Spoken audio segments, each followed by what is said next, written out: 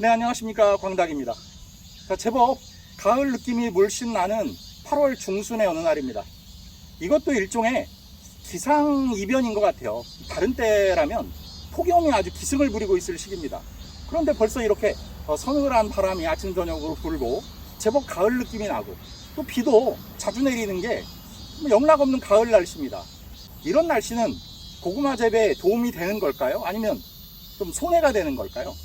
그런 이야기도 좀 드려보려고 하고요. 그 다음에 이 고구마는 지금 굉장히 전체 일생 중에서 가장 중요한 그런 시기를 보내고 있어요. 바로 비대기입니다. 고구마의 수확량을 결정하는 두 가지 요소가 있죠. 하나는 개수고 하나는 이 크기입니다. 그런데 개수는 이제 우리가 어떻게 할 수가 없어요. 이미 그건 승부가 다 났습니다. 그렇다면 이제 수확량을 늘릴 수 있는 방법은 그 비대기, 즉 이 고구마가 굵어지는 시기에 뭔가를 해서 고구마를 좀 굵게 키워야 되는 그런 것만 남은 겁니다. 그래서 이 고구마의 비대에 영향을 미치는 것들은 어떤 것들이 있고 또 그런 것들 중에서 우리가 해줄 수 있는 것들은 또 찾아서 해줘야 되겠죠. 그리고 또 해줘서는 안 되는 것들, 절대 해서는 안 되는 것들은 뭐가 있는지 이런 것들을 한번 알아보도록 하겠습니다. 자, 그럼 시작하겠습니다.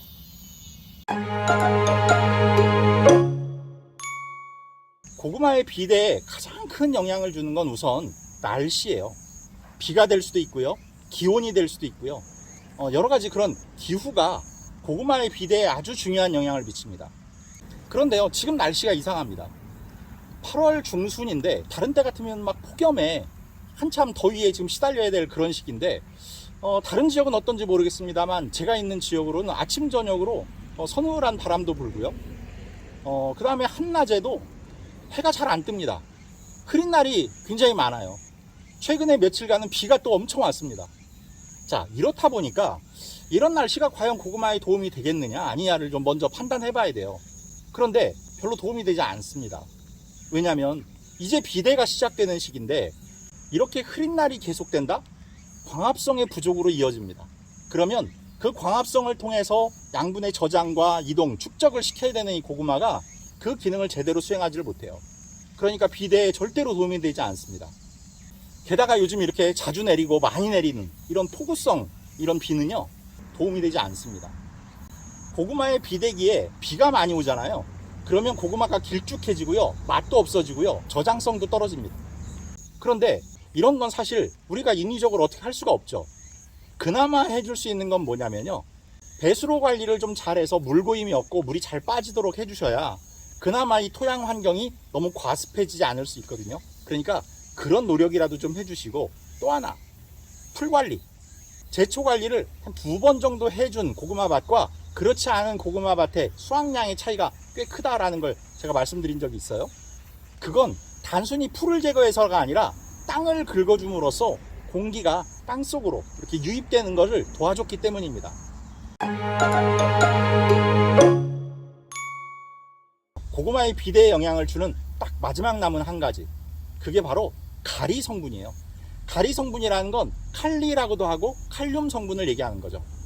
이 가리라는 성분은 고구마의 비대기 때는 물론이고 처음에 우리가 밭을 만들어서 고구마의 모종을 심을 때도 고구마의 개수를 결정하는 데 아주 중대한 역할을 합니다.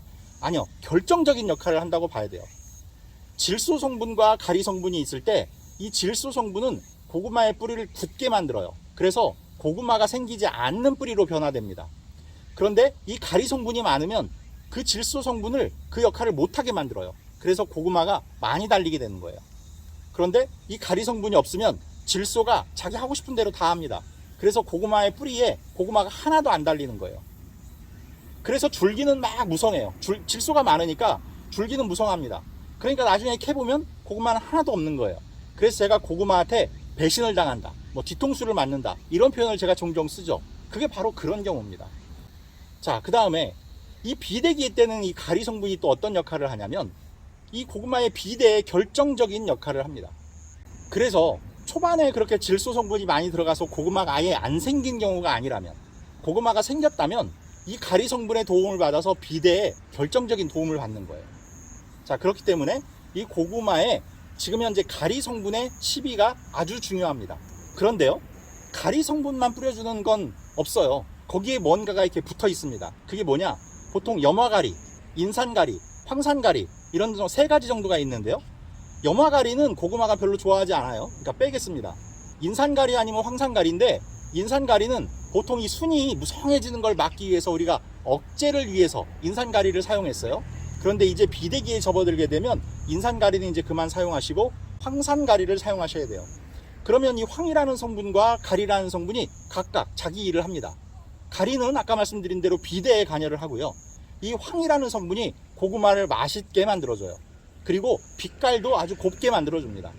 그래서 품질 좋고 맛있는 고구마를 수확하시기 위해서는 이제부터 딱 한 가지, 황산가리 주기만 열심히 하시면 돼요. 어떻게 하시는 거냐? 일주일 간격으로 한 두세 차례 주시면 되는데요.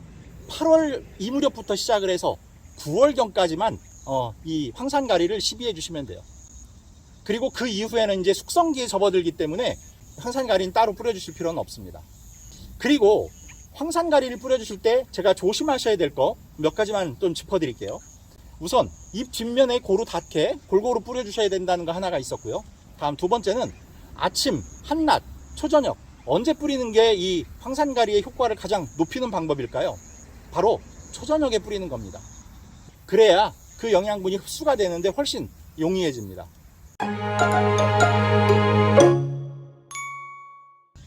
이제부터는 절대로 이 시기에 해줘서는 안 되는 것들 두 가지만 제가 짚어드리도록 하겠습니다. 하나는요, 아주 오랜 시간 동안 많은 분들이 해오신 거예요. 뭐냐면 순치기입니다. 그리고 뒤집어주기예요. 순치기, 뒤집어주기 이런 거 하지 마세요. 자, 순치기는 뭐냐? 생장점을 자르는 거죠. 뭐 잎을 따먹는 행위? 이건 그거와는 좀 달라요. 잎을 따먹는 건 생장점을 제거하는 게 아니에요. 그러니까 잎을 따드실 분들은 따드세요. 그런데 생장점을 자른다는 건 다른 문제예요. 보통 모든 작물들은 생장점을 잃게 되면요, 그 아래에서 새로운 생장점을 막 뽑아냅니다. 그러면 작물들은 이 고구마를 비대시켜야 되는 이 양분을 거기에다가 다 소비하는 거예요. 새로운 성장점을 만드는데. 또 하나, 이거 자꾸 뒤집어주지 말라 그랬어요. 뒤집어주면 그만큼 광합성만 불리해져요.